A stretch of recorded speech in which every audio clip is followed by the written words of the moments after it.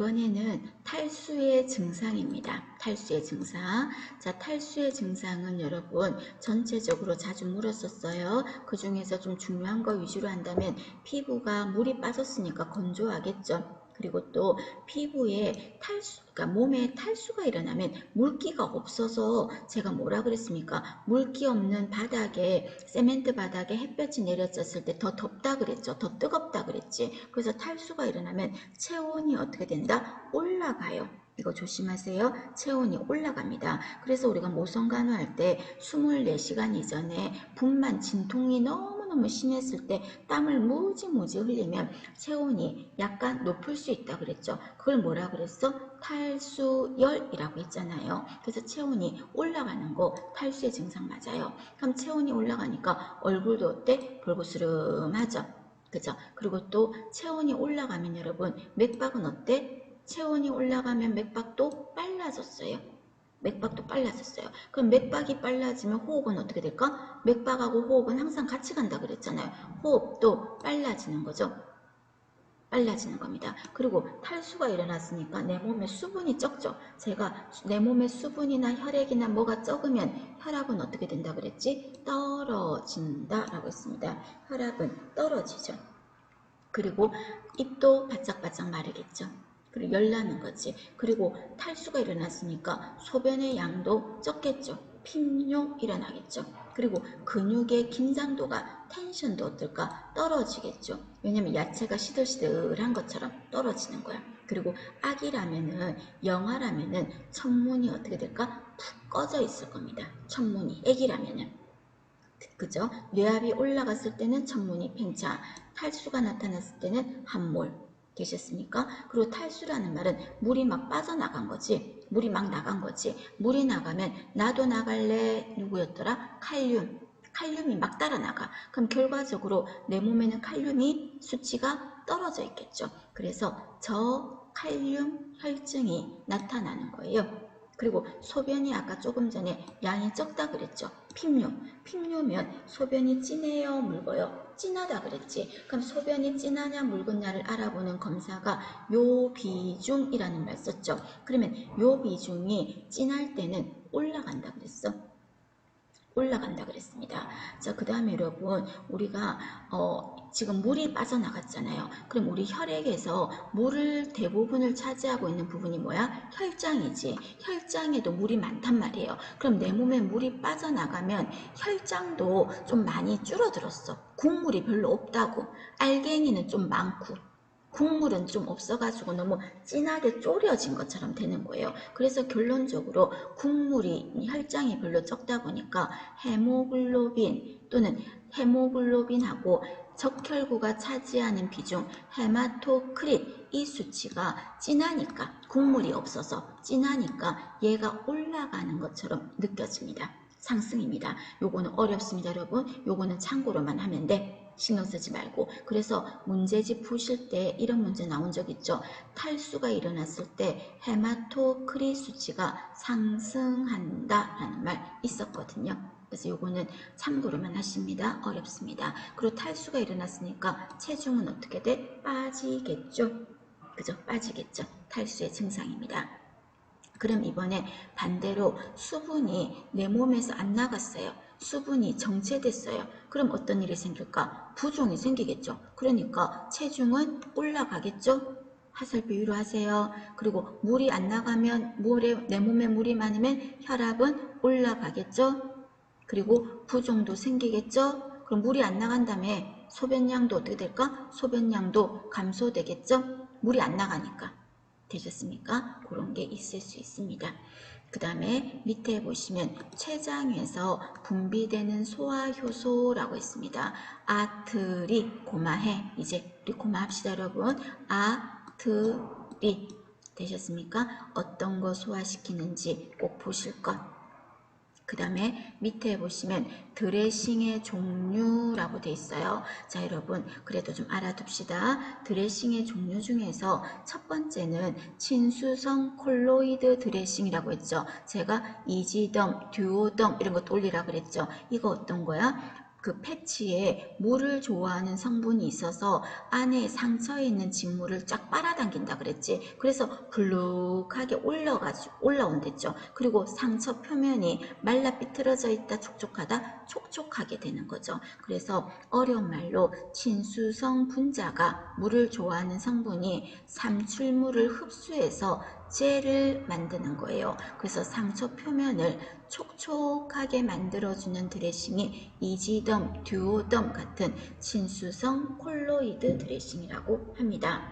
그 다음에 2번에 보시면 친수성 젤 드레싱이라고 합니다. 이건 어떤 거였어요? 연고였죠. 연고. 그래서 내가 상처가 딱지가 앉아서 말라 삐뚤어져 있어. 딱지를 괴사 조직이라 했어. 그 조직이 말라 있으니까 괴사 조직이 내가 손가락으로 막 긁어내서 하면 감염만 되잖아요. 그럼 괴사 조직이 저절로 떨어지게 하고 싶죠. 그럼 저절로 떨어지게 하고 싶어서 그 말라있는 딱지 쪽에다가 뭐를 해줬어? 연고를 묻혀줬지. 연고를. 그럼 이 연고를 묻혀주니까 괴사 조직이 물기가 가가지고 노골노골 부들부들 해져가지고 저절로 긁지 않아도, 긁으면 상처만 생기는데 긁지 않아도 저절로 떨어지는 거지. 그걸 좀 어렵게 말해서 괴사 조직에다가 수화하여, 수화라는 말은 물기를 노골노골하게 줘서 상피세포 표면에 손상이 없이 안 긁어도 되니까, 자, 두 번째 줄에 저절로 떨어진다 이 말을요, 괴사 조직의 자연 분해를 촉진한다 라고 했습니다. 이렇게 하는 거는 연고 속에 있는 친수성 인자를 짜서 해주는 거죠. 친수성 젤 드레싱이라고 합니다. 그 다음에 세 번째는요, 투명 드레싱입니다. 자, 투명 드레싱은 주로 어떤 말이 나올 거다? 표재성 상처. 이 말이 뭔데요? 표피에만 있는 상처, 깊이 없고 표피에만. 그래서 뾰루지 같은 거, 여드름 패치 생각해봐요. 그런 거, 여드름 패치 같은 거, 표재성 상처. 또는 병원에 갔을 때 IV 맞고 있는 정맥주사 부위 이런 데다가 이걸 해주는 거지. 그럼 이런 걸 붙여주면 어떤 사람이, 환자가 주사 맞는데 아파요, 자꾸 아픈 것 같아요 이러면은, 만약에 그냥 반창고를 붙였다거나 그냥 해주면은 반창고를 뜯어서 피부를 봐야 되겠죠. 그런데 투명하니까 어때? 잘 보이죠. 뭔가 지금 샜는지 부었는지 보이는 거지. 그래서 키워드에 투명해서 상처 관찰이 용이하다 이 말 나올 거야. 투명해서 상처 관찰이 용이하다 이 말 나오면 투명 드레싱입니다. 되셨습니까? 자, 그 다음에 네 번째는 칼슘 알지네이트 드레싱이라고 합니다. 어려울 거 없어. 앞에 칼슘이라는 말 붙었죠. 칼슘 붙으면 하는 일이 뭐였더라? 혈액응고. 기억나요? 혈액응고라는 말은 출혈이 안 되게 만들어주는 거죠. 응고니까. 그죠? 그래서 시험 문제에서 지혈의 효과를 노린다. 지혈 이런 말 나오면 뒤에 다 몰라도 돼. 아, 칼슘 드레싱 이런 거 하면 돼. 되셨어요? 칼슘 알지네이트 드레싱이라고 합니다.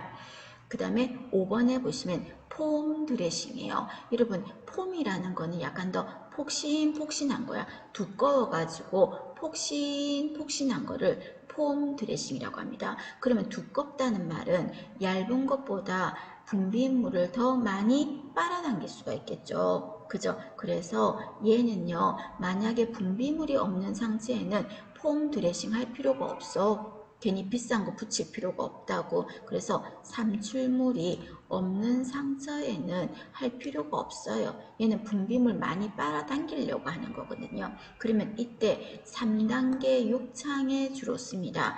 3단계가 중요한 건 아니지만 눈치로 3단계 욕창이라면 욕창이 심한 것 같아요? 약한 것 같아요? 심한 거. 심해서 많은 양의 분비물을 빨아당겨야 될 때 하는 게 폼 드레싱입니다. 되시겠습니까? 자, 그 다음에 6번에 보시면 꺼즈 드레싱이라고 합니다. 꺼즈 드레싱.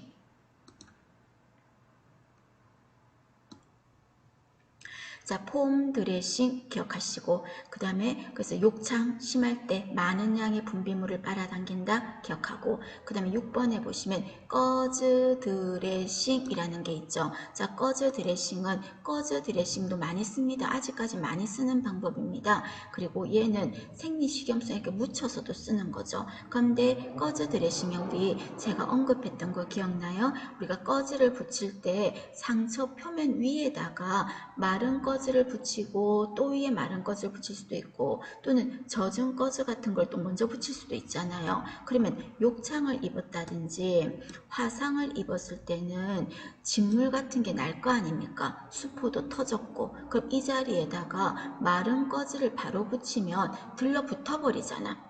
그죠? 그래서 욕창이나 화상 같은 경우는 제일 먼저 1차적으로 먼저 붙이는 거는 식염수나 또는 베타딘이나 이런 데 약물에 묻혀가지고 꺼즈를 적셔가지고 하는 거예요. 들러붙을까봐. 그래서 처음에 붙이는 거는 젖은 꺼즈를 붙일 거야. 그걸 웻이 젖었다는 소리죠. 젖은 꺼즈 위에다가 그 위에다가 드라이 마른 꺼즈를 붙이겠습니다. 그래서 젖은 꺼즈 위에 마른 꺼즈를 붙이는 거, 그거를 웻 투 드라이 드레싱이라고 합니다. 제일 많이 묻는 거는 이거겠죠. 보편적으로 많이 하는 게 웻 투 드라이 드레싱이라고 합니다. 꺼즈 드레싱의 종류입니다. 되셨습니까? 보실 거. 그 다음에 밑에 보시면, 자, 우리 같이 언급했었습니다. 요 그림에서 우리가 상처를 닦는 방향에서 어떻게 닦느냐 하는 겁니다. 그럼 닦을 때 요거 잘 보시면 단톡방에 제가 그때 올려드렸던 거 있죠. 거기에 보시면, 자, 여기가 상처가 가운데 있는 거거든. 여기 상처가 있는 지점이야, 가운데가. 그러면 항상 상처부터 닦아요, 주변부터 닦아요? 상처부터 닦는 데잖아. 그래서 상처부터 여기서 이렇게 닦는 거야. 닦았어. 상처 닦고, 그래서 상처부터라고 여러분 이해하기 쉽게 적어놨어요. 상처 닦고 그 다음에 주변 닦는 거야. 닦고 뭐 왼쪽이든 오른쪽 옆으로 닦고, 옆으로 닦고, 또 더 먼 쪽에 닦고, 닦고. 무조건 상처를 먼저 닦는다는 거, 그 말이에요. 그 다음에 두 번째 그림은요, 상처가 있으면 위에서 아래로 닦아도 되는데요, 상처 닦고 밑으로 이렇게 닦아내리러 가는 방법도 있는데, 옆으로 만약에 한다면 여기가 빨간 검정색이 상처 소독하는 시점이야. 왜냐면 여기에 상처가 있잖아. 여기 상처가 있잖아. 그럼 상처가 있을 때 상처에서 바깥으로 나가는 거지. 왜냐면 상처를 더 깨끗한 것으로 생각했잖아요. 밖에서부터 닦아 올라가면 안 돼. 상처에서 바깥으로 나가는 겁니다. 되셨습니까? 그래서 왼쪽 오른쪽 신경 쓰지 말고 상처에서 어떡합니까? 나가잖아. 이쪽으로 닦고, 또 여기 상처에서 어떡합니까? 또 나가잖아. 닦고, 또 상처에서 나가면서 닦고, 또 여기 상처 시점에서 바깥으로 나가는 거죠. 이렇게 바깥으로 나가는 겁니다. 의미 아시겠죠? 두 번째 그림 적어두세요. 말뜻을. 그 다음에 이번에는 비슷하다면 어떻게 써요? 안에서 밖으로 했잖아. 동그랗게 원을 그리면서. 그래서 안에서 밖으로 닦고 버리고, 또 안에서 밖으로 닦고 버리고, 또 안에서 밖으로 닦고 버리고. 되셨어요? 그 말입니다. 이해하실 것? 그 다음에 정맥주사위를 맞았을 때 합병증에는 염증이라는 게 있을 수 있다. 그럼 염증이라는 거는 아까 국소 염증 할 때도 했죠. 그 자리가 빨갛고, 그 자리가 열나고, 그 자리가 부어있고, 팽윤이 부었다는 거겠죠. 그 자리가 아파. 그거는 정맥주사위 합병증 중에서 뭐다? 염증. 그 다음에 약이 안 들어가네. 약이 안 들어가. 그리고 막 부어요. 붓고 약이 안 들어가는 거예요. 이거는 샜다고 표현하죠. 약이 샜다 이래 말하죠. 그거는 피부 조직으로 약이 스며서 들어가 버린 거야. 그걸 뭐라고 한다? 침윤이라고 합니다. 침윤, 스며들었다 그 말이죠. 그 다음 이번에는 정맥혈관을 따라서 그 자리가 빨갛고, 그 자리가 아프고, 그 자리가 경결이라는 말은 땡글땡글한 거예요. 땡글땡글한 거야. 그거는 정맥혈관에 염증이 생긴 거예요. 지금 문제에서 뭐라고 했다? 정맥의 경결이라고 했잖아. 정맥 부위. 아까 조금 전에 염증은 정맥이 아니라 주사 맞는 부위가 전체적으로 두리뭉실하게 염증기가 있는 거고, 정맥염은 정맥혈관에 염증이 생긴 겁니다. 정맥염. 되셨어요? 그 다음에 수액을 맞는 환자가 혈압이 자꾸 올라간대요. 수액 맞으면서부터. 왜냐면 물이 들어왔으니까 혈압이 올라가는 거죠. 그죠? 그리고 너무 심하면 호흡도 힘들어질 거고, 그리고 몸이 부을 거야. 그럼 이거는 수분이 너무 많이 들어간 거죠. 이걸 뭐라고 한다? 수분 과다. 다른 말로 과수화라고 하겠습니다. 그 다음에 석고붕대를 할 때 환자가 배가 빵빵하고 오심구토가 있고 소화가 안 되더라 하면은 석고붕대 합병증 중에서 뭐다? 몸통에 석고를 했을 때 일어날 수 있다 그랬죠. 그 합병증을 석고붕대 증후군이라고 합니다. 그럼 이때 어떡합니까? 창문을 열어주거나 아니면 그래도 개선이 안 된다면 석고를 제거해야 되겠죠. 그래서 석고붕대 증후군은 몸통에다가 석고를 했을 때 생길 수 있다. 되셨습니까? 자, 그 다음에 마취에는 여러분 몇 가지가 있는데 그 마취 중에서 1번에 보면 1번 거 좀 기억하면 돼요. 1번에 보면 전신 마취죠. 그럼 전신 마취인 경우는 가장 중요한 게 기도 유지예요. 왜냐하면 전신 마취하고 나면 토할 수 있거든. 그래서 기도 유지가 되게 중요해. 그리고 전신 마취 수술을 한다면은 소변줄을 꼽는다 안 꼽는다? 꼽는다 그랬죠. 유치 도뇨를 해주는 거고요.